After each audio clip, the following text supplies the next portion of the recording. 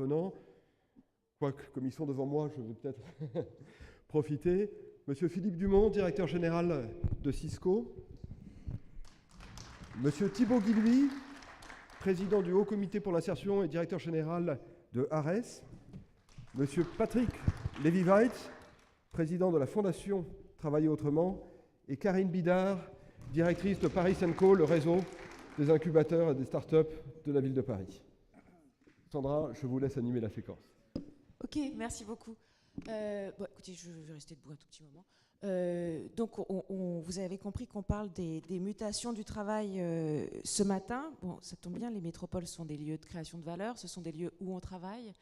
Donc, elles sont nécessairement impactées par ces mutations. Ces mutations sont multiples, hein, c'est à la fois des transformations des formes de travail. La ministre a parlé du télétravail, du floutage entre la vie personnelle et la vie professionnelle, de l'accroissement des individus que ça permet, mais aussi éventuellement des nouvelles formes de surveillance. Bon, il y a aussi des statuts qui évoluent.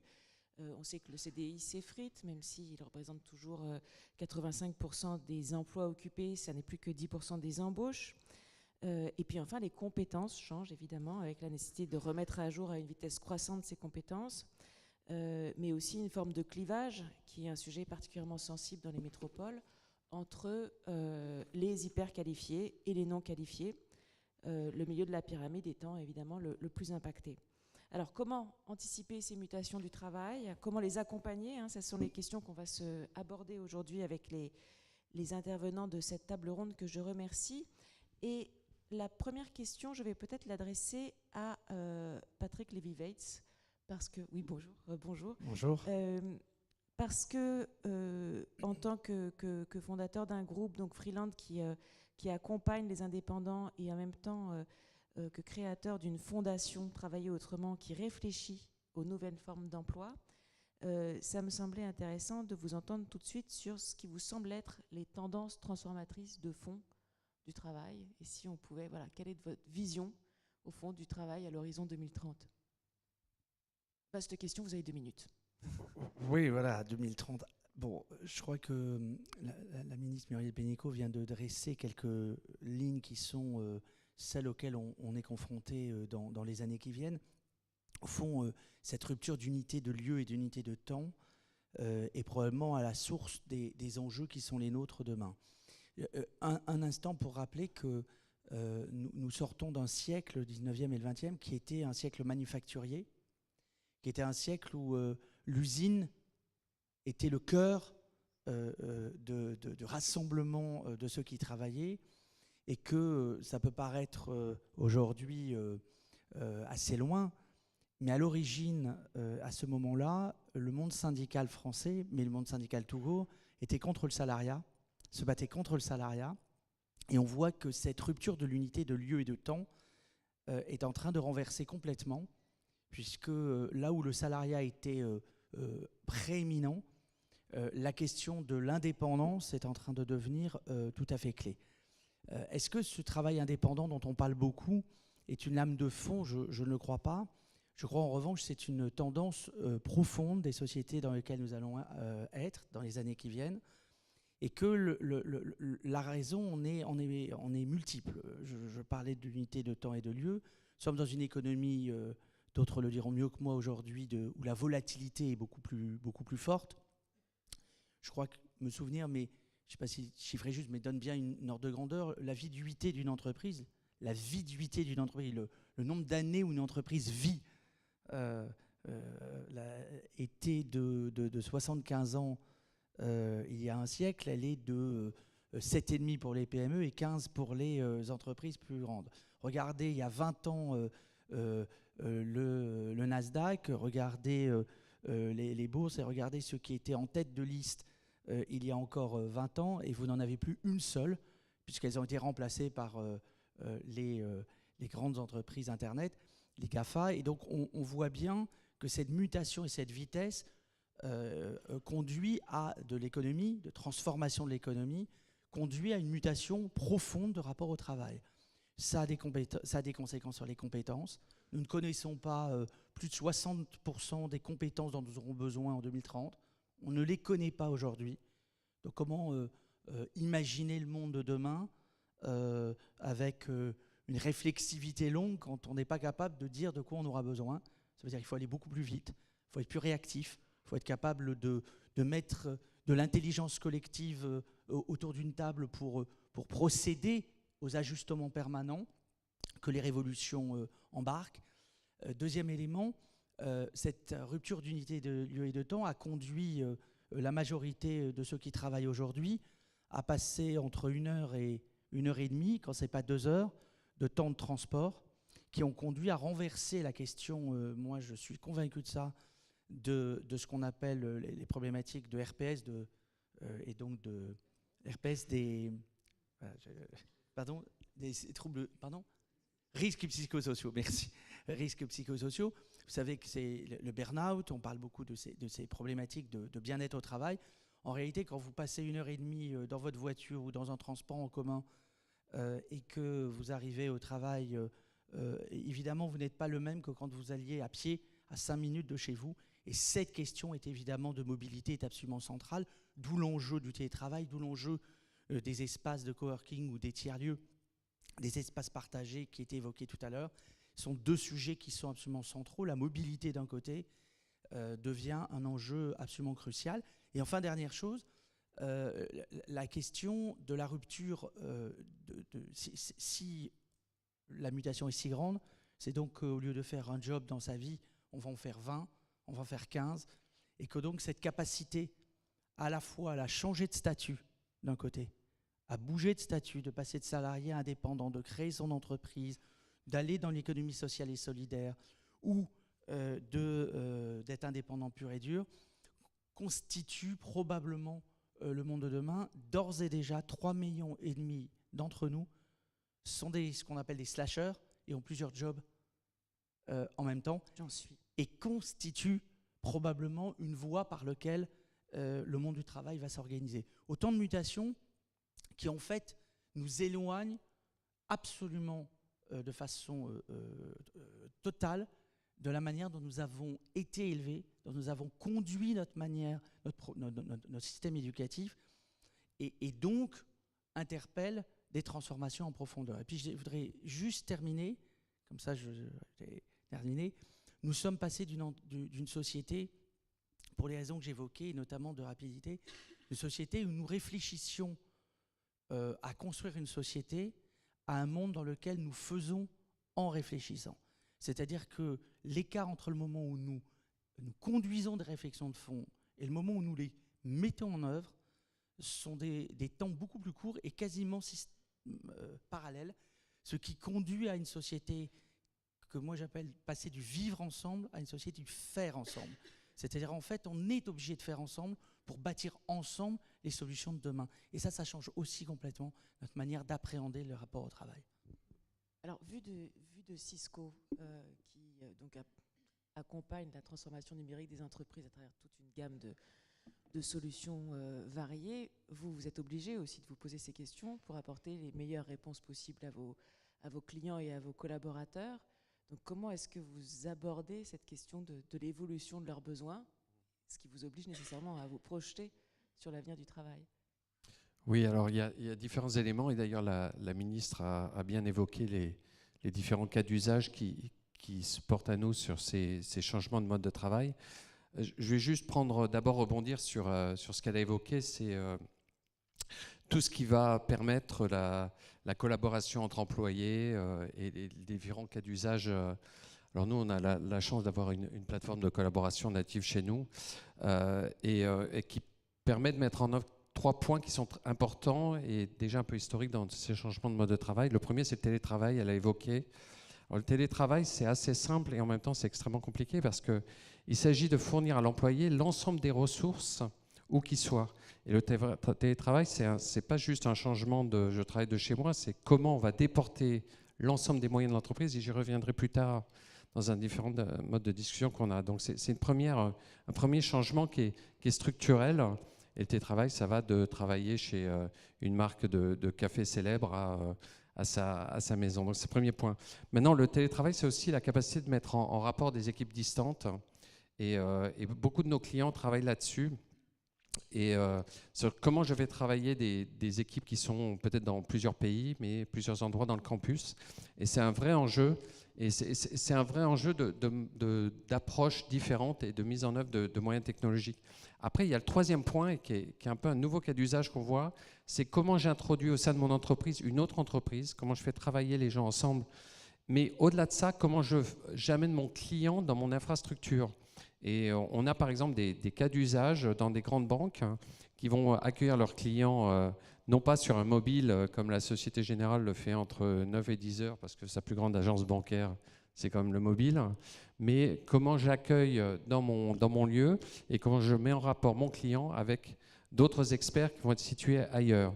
Donc on voit que le travail et sur ce que la ministre évoquait, le télétravail, la notion de collaboration est très étendue, où il y a 3 cas d'usage. C'est un, comment je travaille à distance, mais aussi comment je travaille en collaboration avec des gens qui ne sont pas dans le même lieu physique. Et troisièmement, comment j'amène mon client et les autres. Donc c'est une première transformation. Il y en a une deuxième que je voudrais évoquer, puis après dans la discussion je peux en évoquer d'autres, mais le travail se délocalise hors les murs. Et ce n'est pas le même angle, c'est-à-dire que elle a évoqué aussi, les tiers-lieux se doivent d'accueillir de façon transparente, bien sûr, vous accueillir de façon physique, mais aussi de façon numérique. Et ça a l'air de rien, mais quand vous réfléchissez à l'enjeu, ça oblige. Alors, par exemple, on travaille avec la société Nextdoor, hein, je ne fais pas de publicité ici, il y a des tiers-lieux fantastiques à Paris, et qui ont mis en place une infrastructure numérique qui permet de vous accueillir aussi bien physiquement que numériquement, de façon à ce que l'expérience soit complètement transparente.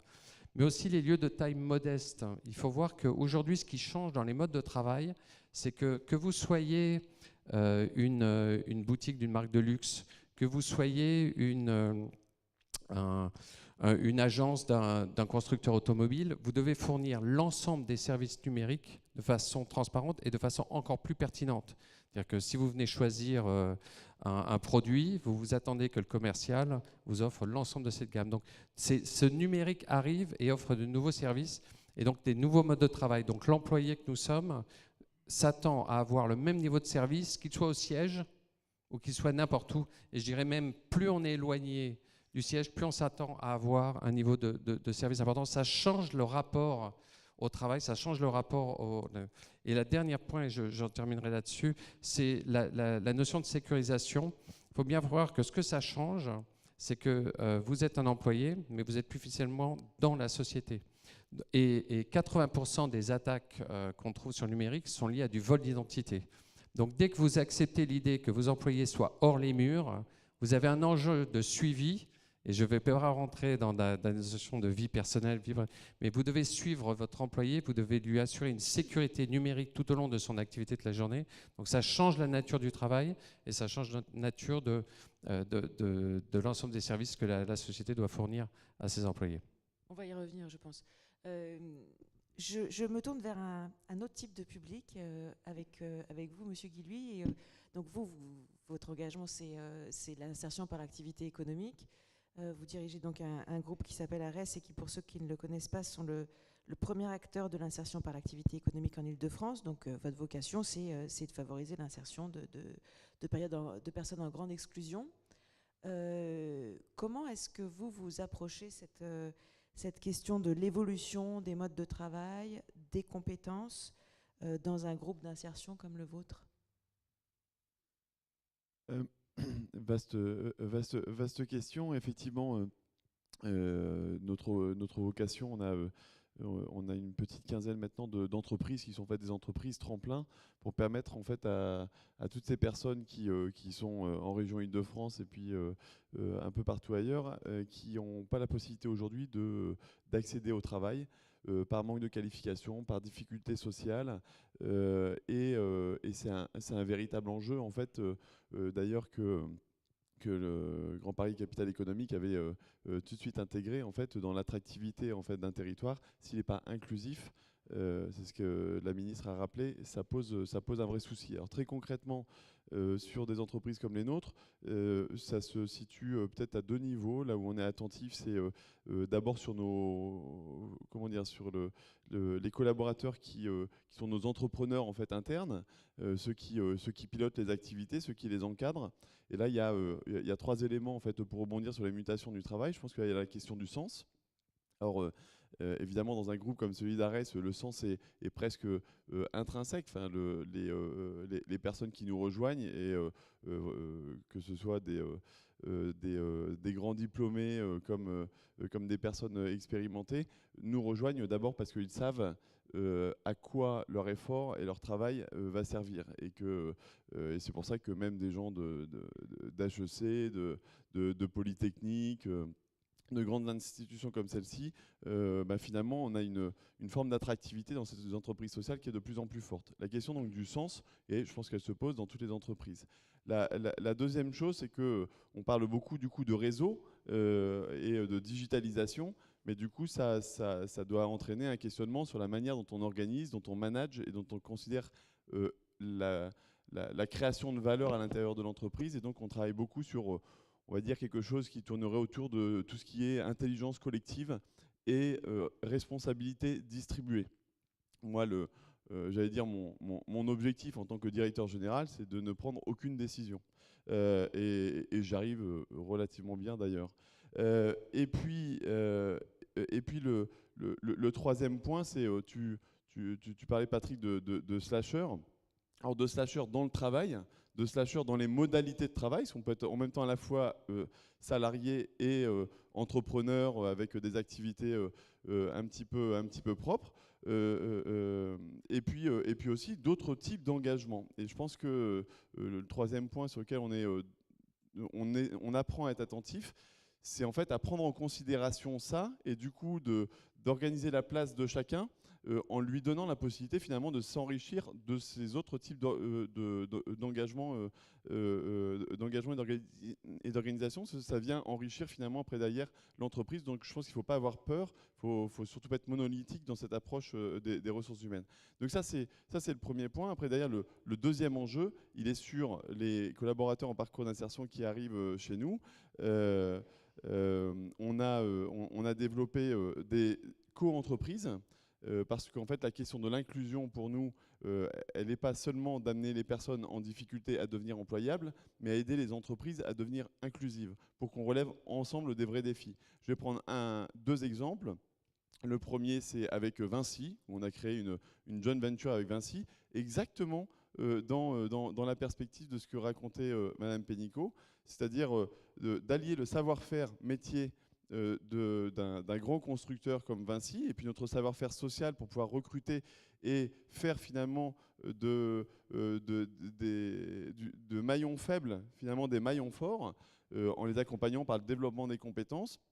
Et on travaille sur les plus grands chantiers d'Île-de-France aujourd'hui, la construction des tours du Haut, de la tour Saint-Gobain, vous parliez de la construction du métro sur Saint-Ouen avec le Grand Paris Express, où on déploie des équipes que les entreprises n'auraient pas été capables finalement d'intégrer, et on gère la logistique de ces chantiers-là.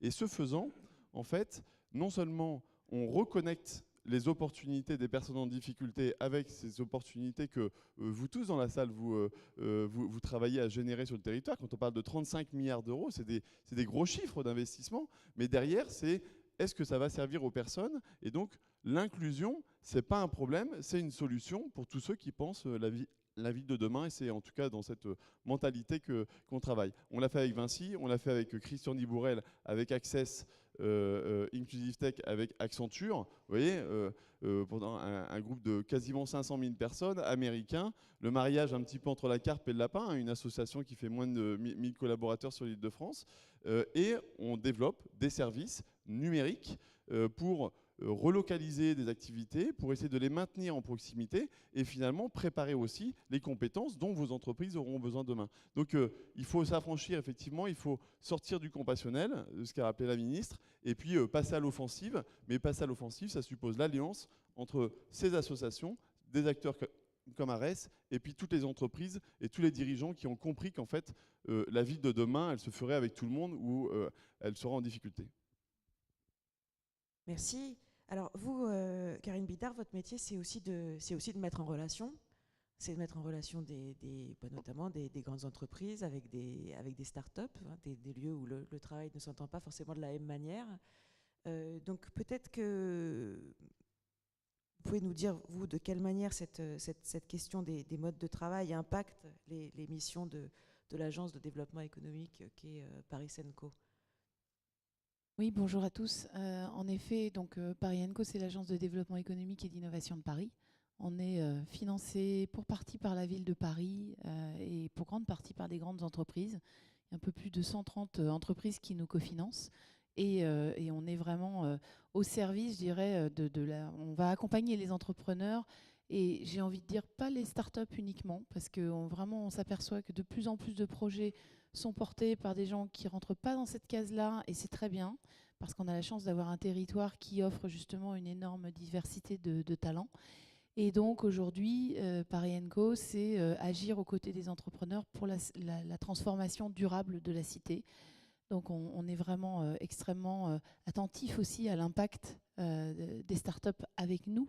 Comment est-ce qu'on fait en sorte que notre activité collectivement, elle s'inscrit dans un impact positif, sociétal, environnemental et économique. Paris & Co, c'est 3 grands métiers, j'ai envie de dire. Il y a un métier d'incubation d'entreprise. Donc là, pour le coup, sur ce métier-là, principalement des startups. Un peu plus de 450 ont été incubés en 2018. Et en fait, on va passer cette année le cap des 1000 startups accompagnées. Donc c'est vraiment, on est extrêmement heureux de vraiment toute cette expérience qu'on a aux côtés des entrepreneurs. C'est un taux de survie d'environ 81%, ce qui est plutôt pas mal à 3 ans. Donc sur les standards français internationaux, et donc avec une préoccupation d'accompagner les startups vraiment sur la rencontre de leur marché. Donc c'est la raison pour laquelle on a organisé aujourd'hui nos plateformes par secteur d'activité, par filière. Et en gros, on a lancé par exemple le premier incubateur au monde sur le tourisme, le Welcome City Lab. On a un incubateur sur les thématiques de la ville durable avec 3 sous-thématiques, l'immobilier de demain, avec la logistique et la mobilité urbaine durable avec le Rolling Lab, ou encore un incubateur sur l'économie circulaire. Bon, je ne vais pas toutes les nommer, ces plateformes, mais l'idée, c'est vraiment de faire en sorte, sur chaque plateforme, de réunir un écosystème, plus que d'être dans du coaching des entrepreneurs.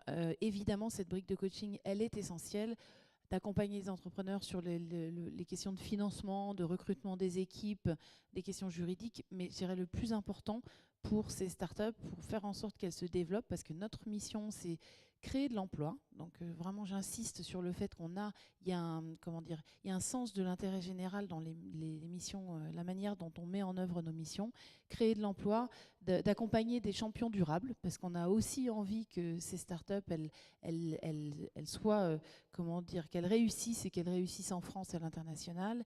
Et puis une mission de diffusion de l'innovation au sein des organisations et au sein des entreprises, parce que tout simplement, on s'aperçoit que, par exemple, les grandes entreprises se transforment, et la fonction d'innovation, elle est intégrée de différentes manières.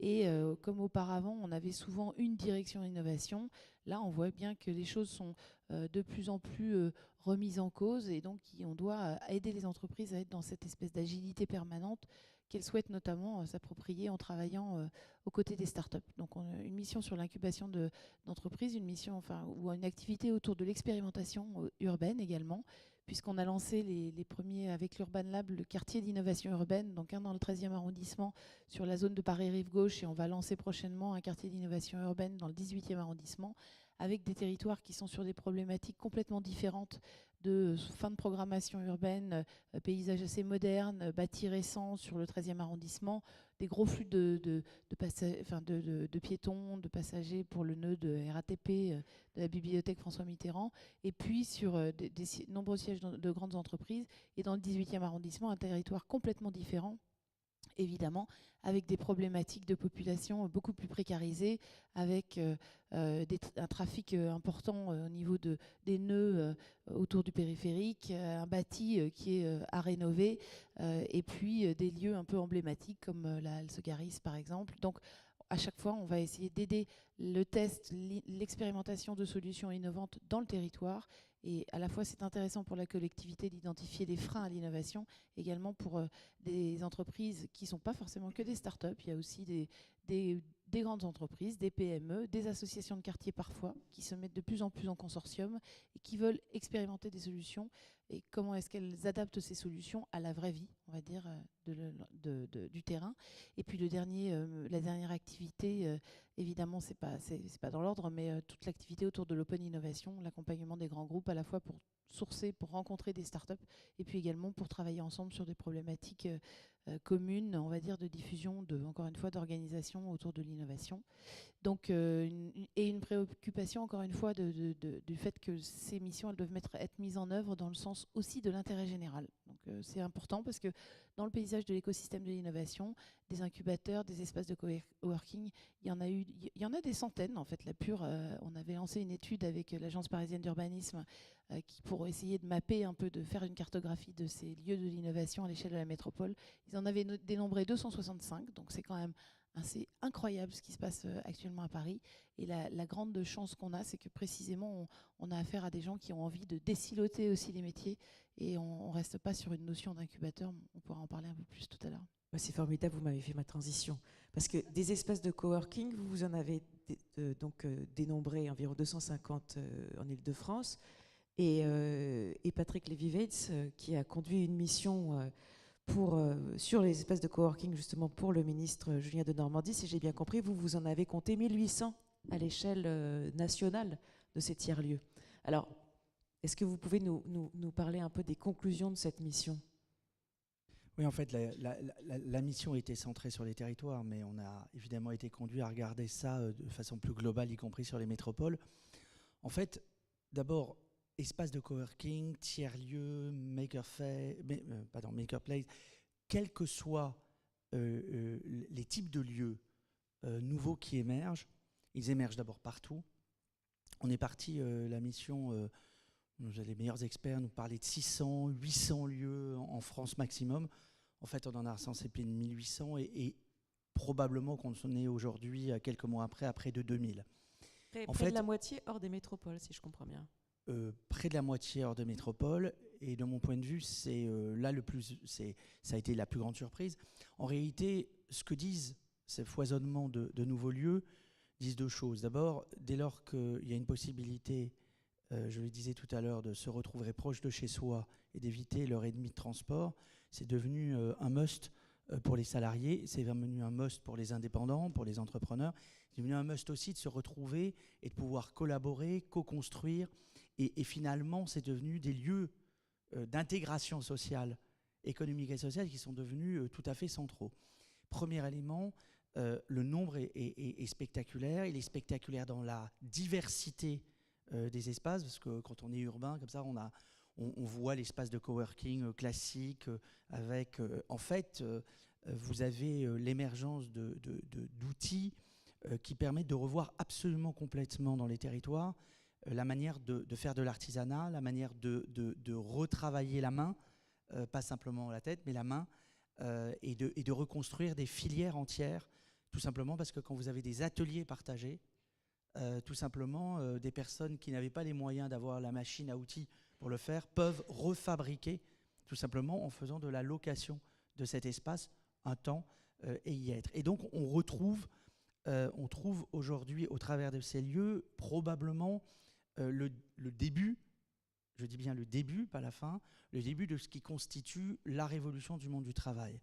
Elle s'exprime déjà d'ailleurs dans les grands groupes, puisque les grands groupes ont externalisé ou externalisent de plus en plus leur direction d'innovation dans des lieux qui sont les espaces de coworking en tant que tels, tout simplement parce que les grands groupes ont compris qu'il fallait redonner de l'oxygène, travailler différemment, horizontaliser complètement la manière de penser, de réfléchir, être en relation avec ce qui vient d'être dit, des startups, et donc tout simplement faire marcher à bloc la machine de créativité nécessaire à cette innovation de demain.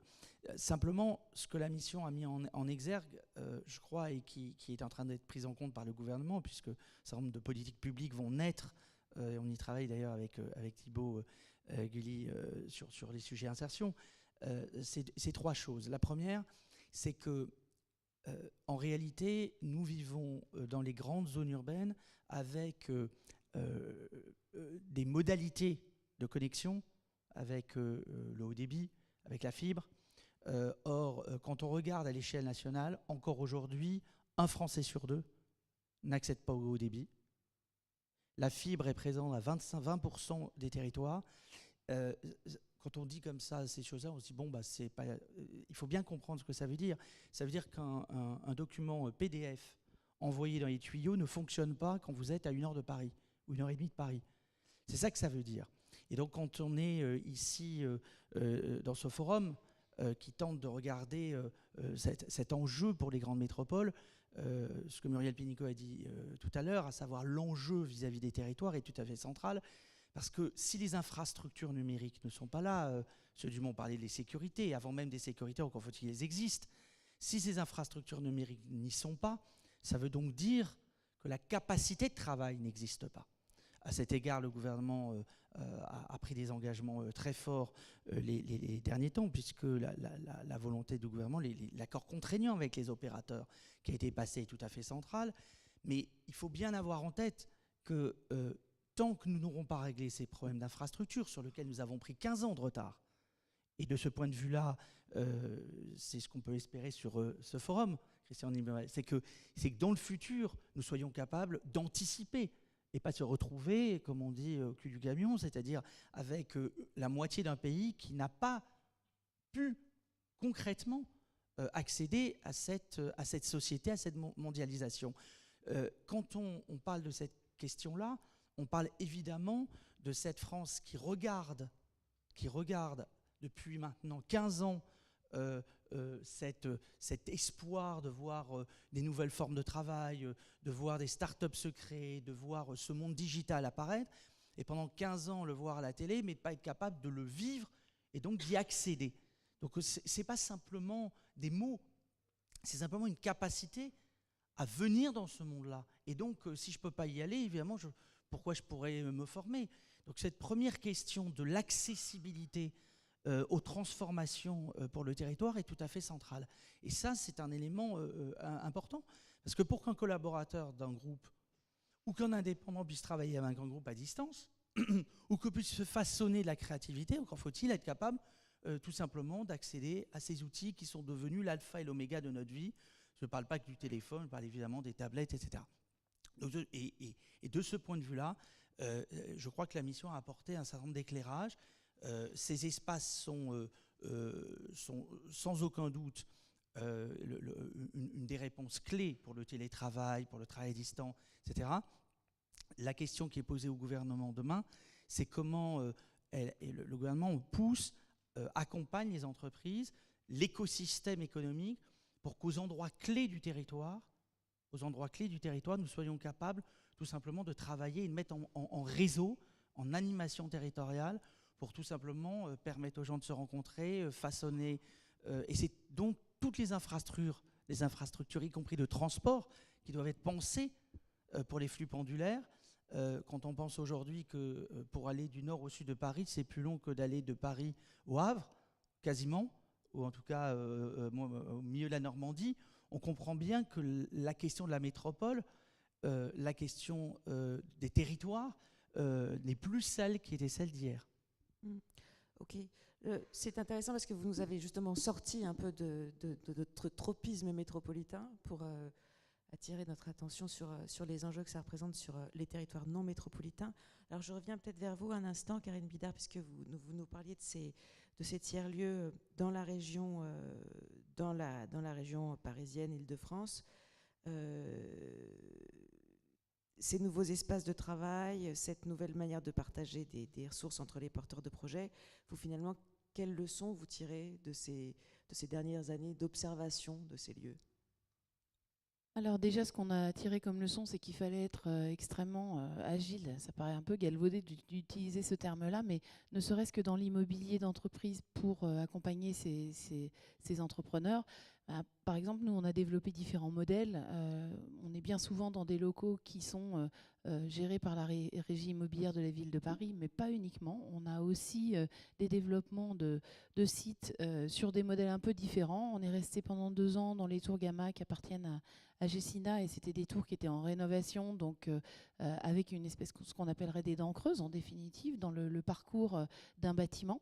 Et on va inaugurer ce matin un autre espace rue des Renaudes avec Startway. On est sur des modèles un peu innovants pour pouvoir s'insérer dans la ville de manière temporaire, proposer des locaux qui soient à des tarifs intéressants pour des jeunes entreprises qui n'ont pas la surface financière pour payer du bail 369 et qui n'ont pas non plus le souhait de s'engager sur une surface, parce que forcément la start-up par définition elle est en croissance, et donc elle a des besoins qui sont très évolutifs. Ça, c'est une première chose. Donc on est obligé d'être aussi créatif dans nos modèles économiques et dans nos modèles d'immobilier. On a également une autre... en fait, on a créé un incubateur sur les mutations du travail qui s'appelle Rhizome, parce que tout simplement, on s'apercevait qu'il y avait vraiment à la fois... Donc, il faut 3 choses pour lancer un incubateur. Il faut un intérêt pour le territoire, il faut des grandes entreprises, il faut des startups. C'est pas plus compliqué que ça. Les grandes entreprises, elles nous aident à cofinancer et à compléter, je dirais, le financement public qu'il peut y avoir, mais il est même... largement majoritaire venant du financement privé. Et concrètement, on a lancé cet incubateur parce qu'on s'apercevait qu'il y avait de plus en plus de startups qui proposaient des solutions pour accompagner ces changements des pratiques du travail, et que les grandes entreprises, comme j'ai dit tout à l'heure, elles sont aussi confrontées à cette évolution. Donc on a créé cet incubateur. Cet incubateur, il nous permet de sentir aussi les tendances, et on constate que, par exemple, il se passe énormément de choses sur la question de la formation des collaborateurs. On voit de plus en plus de formations entre pairs. Donc ça veut dire non seulement des salariés au sein d'une même entreprise qui vont se réunir et se former, partager sur leurs bonnes pratiques, leurs expériences, etc. Pas uniquement, aussi des formations qui peuvent être mutualisées au sein d'un même écosystème où on a plusieurs entreprises qui mettent autour de la table différents collaborateurs pour partager sur ces sujets-là. Nous, on l'a intégré aussi dans l'équipe, donc... ça fait partie des nouvelles pratiques qu'on a adoptées de monter ce qu'on appelle des académies où des collaborateurs viennent partager d'une plateforme avec ceux des autres plateformes sur des problématiques communes. Et on a donc, ça c'est une première chose, c'est comment est-ce que l'espace de travail est aménagé pour accompagner ces nouvelles pratiques.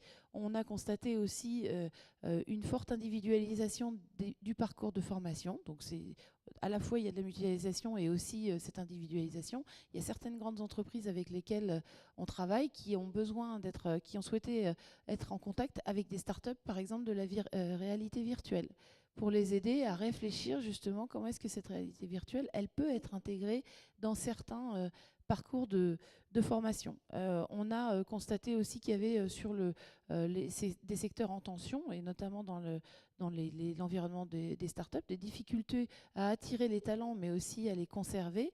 Et donc, il y a une vraie réflexion qui est menée pour que les DRH deviennent un peu des experts du parcours collaborateur. Et ça veut dire que concrètement, il faut remettre à plat les pratiques. Il y a des conséquences en matière d'organisation, enfin d'aménagement et d'organisation. La fonction immobilière, parfois, elle passe en dessous de la fonction des RH. Donc c'est aussi intéressant, parce que là, c'est vraiment une transformation importante. Est-ce que l'immobilier dépend du secrétariat général ou des ressources humaines? On voit des choses intéressantes qui se passent sur ce sujet-là. Et puis sur certains projets comme l'Arc de l'Innovation, pour lequel on a lancé un nouveau plan d'action en fin d'année dernière, on a lancé un appel à candidature. Donc l'Arc de l'Innovation, c'est ce projet on va dire, d'animation et de marketing territorial sur en gros les quartiers populaires de la porte de Vanves à la porte Pouchet. Et on a lancé un appel à candidature. On s'est aperçu que sur les 110 candidatures qui ont été déposées, il y en avait plus de la moitié qui cherchaient des lieux. Donc on se dit aussi, il faut absolument accompagner. Alors on parlait des tiers-lieux, on pourrait en parler pendant des heures, je vais évidemment pas le faire. Mais il y a beaucoup de réflexions. Comment est-ce qu'on accompagne le lien entre ces nouveaux projets et les gros acteurs de l'immobilier, par exemple. Et la dernière chose, le sujet qui est hyper intéressant en ce moment, aussi qu'on expérimente via l'Urban Lab, c'est la question de la chronotopie. Comment est-ce que la ville se déplace, comment les flux se déplacent entre ceux qui travaillent, ceux qui sont dans les loisirs, se déplacent, etc. Et comment est-ce qu'on accompagne ces mouvements et comment on fait en sorte d'optimiser, entre guillemets, l'utilisation de la ville pour s'adapter aux nouveaux usages. Merci. Philippe Dubon, alors je vais regrouper peut-être les questions que j'avais pour vous, parce que finalement elles se recoupent. Là, on a parlé de télétravail, de coworking, etc. Donc on voit bien qu'il y a tout un mouvement de satellisation finalement des lieux de travail. Et donc qu'est-ce que ça implique en termes notamment de sécurité des données de l'entreprise? Vous en avez un petit peu parlé. Et il y a aussi un autre sujet qui est effectivement la configuration des lieux de travail. Voilà, comment est-ce que vous voyez ces deux aspects? Dans la première partie, j'ai adressé le fait que l'employé et l'entreprise peuvent être à distance. Là, en fait, les employés, nos collaborateurs se retrouvent face à deux nouveaux objets avec lesquels ils interagissent, qui sont deux nouveaux outils qui changent fondamentalement le rapport au travail. Le premier, et je viendrai sur le bâtiment, le premier, c'est la tablette et le mobile. On est tous, et j'ai compté, je crois que sans faire de fingerprinting, plus de 50% de l'auditoire était sur son téléphone pendant l'intervention. C'est pas un reproche, c'est une réalité. Hein. C'est une réalité, et c'est une réalité au travail, et donc ça change la nature, notre rapport. Et donc c'est quelque chose d'extrêmement fondamental, et ça change aussi la réflexion que les entreprises doivent avoir sur qu'est-ce que c'est que leur infrastructure numérique.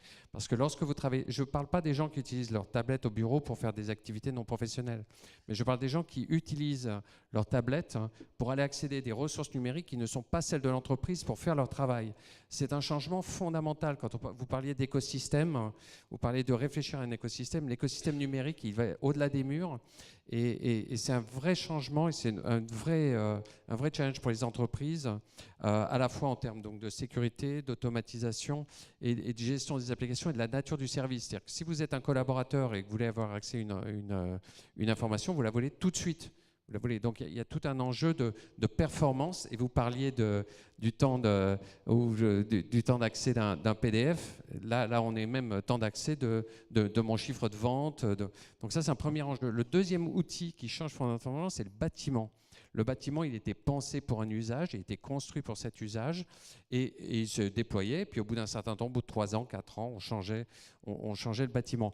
Là, maintenant, le bâtiment doit être en interaction avec le collaborateur. Je vais vous prendre deux exemples qui peuvent vous paraître un peu étonnants, mais le premier, c'est qu'on a travaillé avec des startups, une startup qui s'appelle Mapwise, pour permettre la géolocalisation. C'est-à-dire que si vous avez un rendez-vous dans un campus un peu compliqué, vous savez où vous êtes, vous indiquez où vous êtes, et l'application vous aide à vous rendre à l'endroit. Alors ça peut être par des expositions, ça peut être des tas de planifications, mais c'est le bâtiment qui fournit les informations et l'application qui va aider. Donc il y a tout cet enjeu. Il y a un deuxième enjeu.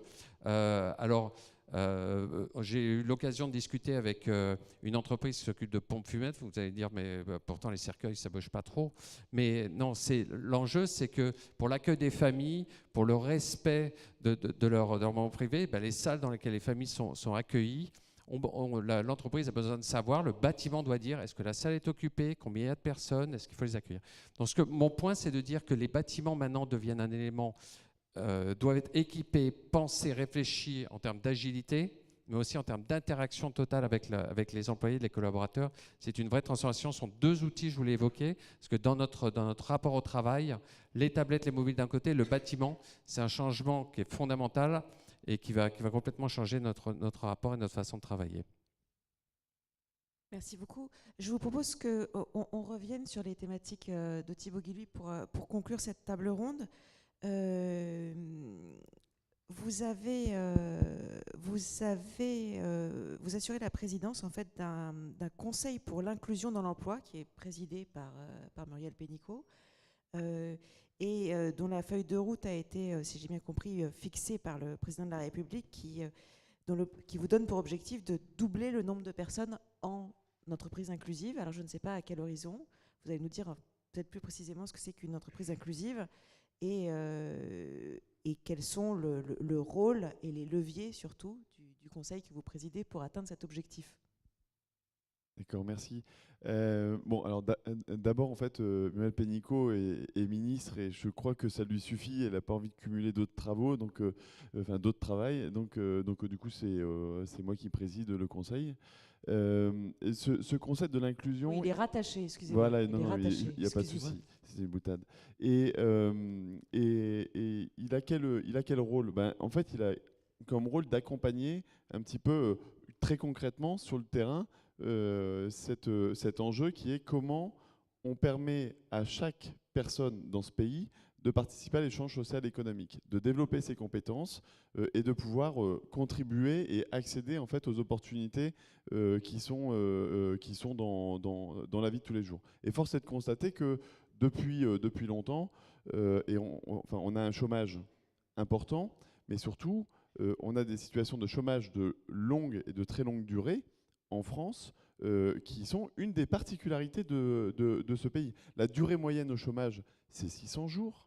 Quand on est bénéficiaire du RSA, il y a plus d'un bénéficiaire du RSA sur deux qui l'est depuis plus de 4 ans. Je ne sais pas si vous vous rendez compte. Et donc ça, c'est quelque chose qui génère de véritables fragilités, des véritables fractures dans le pays, mais aussi dans le tissu économique et dans la capacité de développement social, territorial des entreprises et des territoires.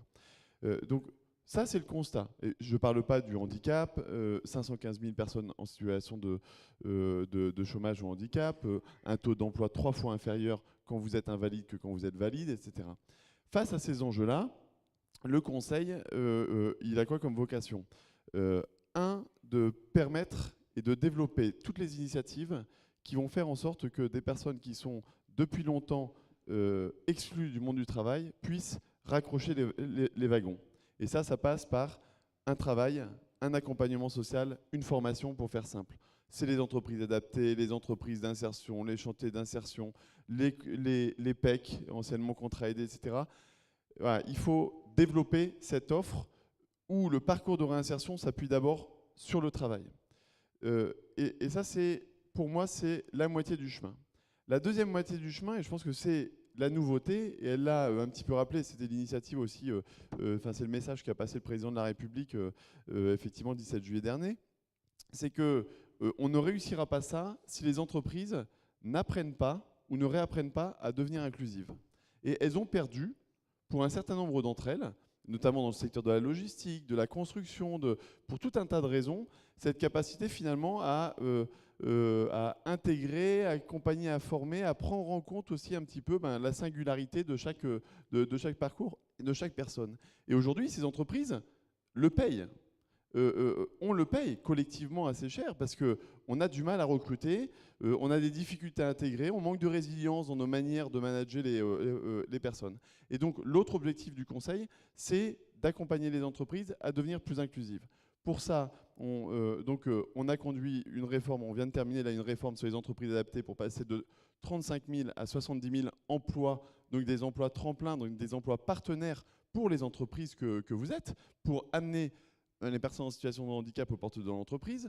On est en train, et là je vais filer pour continuer de travailler là-dessus, comment passer de 140 000 à 240 000 emplois tremplins partout sur le territoire en partenariat avec les entreprises. Donc ça, c'est du concret, donc on a besoin des entreprises pour ça.